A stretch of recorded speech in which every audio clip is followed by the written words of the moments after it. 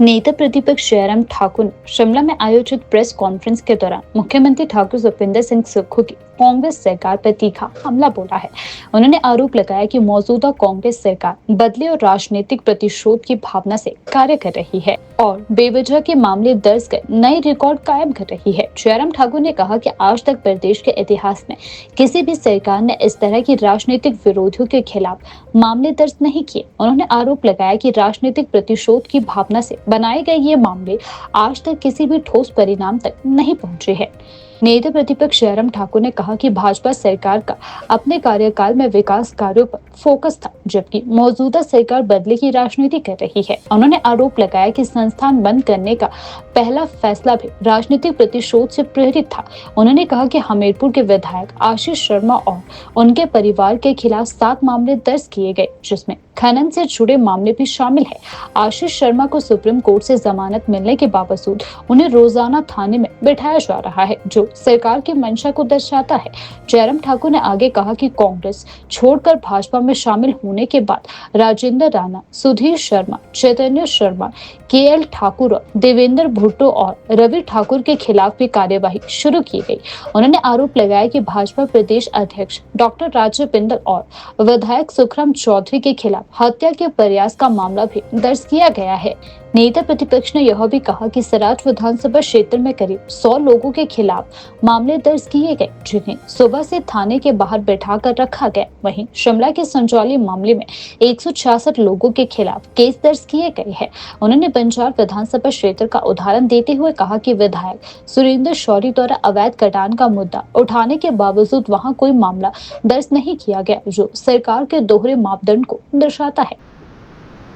जिस तरीके से बेवजह के मामले दर्ज करके एक रिकॉर्ड स्थापित करने की कोशिश में लगी है, मैं समझता हूं कि आज से पहले किसी सरकार ने इस प्रकार के मामले जो है वो किसी के खिलाफ, चाहे राजनीतिक दृष्टि से हमारे प्रतिद्वंदी हैं, वैचारिक दृष्टि से हमारे अनुकूल नहीं है, लेकिन उसके बावजूद भी इस तरह से बदले की भावना से जो स्केल, जो लेवल, जिसको मैं कह सकता हूं अब की बार इस सरकार में इस प्रकार के मामले को दर्ज करने में देखा गया, वो पहले कभी नहीं।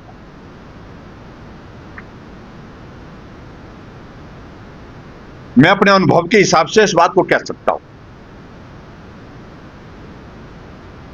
कि हिमाचल की विधानसभा के अंदर बहुत लंबा अरसा हमें हो गया, लेकिन हमने इस बात को देखा कि राजनीतिक प्रतिशोध की भावना के साथ इस प्रकार के जब मामले एक दूसरे के खिलाफ बनाए जाते हैं, वो किसी परिणाम पर नहीं पहुंचे, उल्टा उसके कारण वातावरण खराब हुआ। जो हिमाचल प्रदेश में सरकार बनने के बाद फोकस प्रदेश के विकास को आगे बढ़ाने के लिए होना चाहिए, उससे हट करके ऐसे मामलों में उलझ करके रह जाता है, जहां रात दिन आदमी इसी बात को लेकर के सोचता है कि मैं इसके खिलाफ और क्या मामला दर्ज करूं।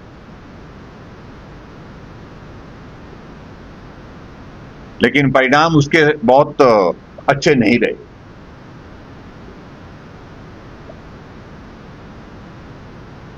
हिमाचल प्रदेश में बड़े नेता भी रहे आज से पहले, हमने उनका भी दौर देखा है, और उस दौर में भी हमने देखा कि बहुत ज्यादा राजनीतिक दृष्टि से विरोधाभास तो होना एक बात है, लेकिन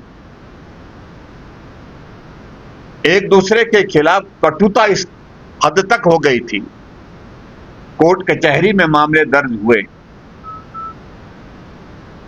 कोर्ट कचहरी में मामले दर्ज होने के साथ साथ में एक दूसरे के खिलाफ वो बहुत आगे तक गए, लेकिन परिणाम उसके बावजूद भी अंततः गत्वा बैठ करके समझौते में हुआ।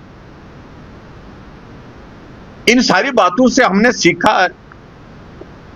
और सरकार बनने के पश्चात मैंने पहली कैबिनेट की बैठक में फैसला लिया कि हम राजनीतिक प्रतिशोध की भावना के साथ काम नहीं करेंगे।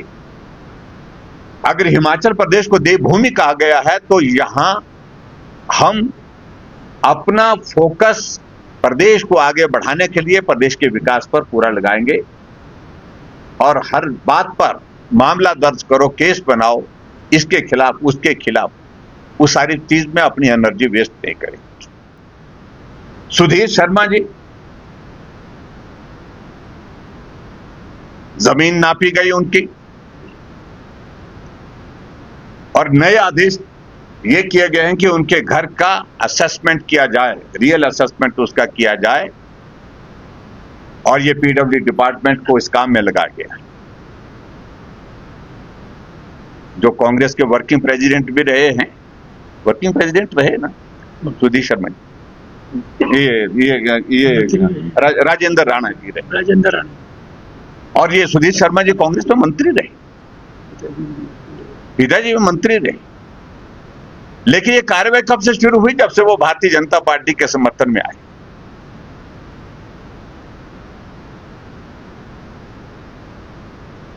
चैतन्य शर्मा जो कांग्रेस से विधायक बनकर के आए थे,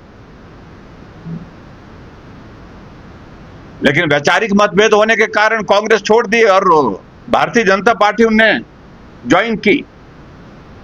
उनके पिता के ऊपर मामला, वो मामला चल रहा है।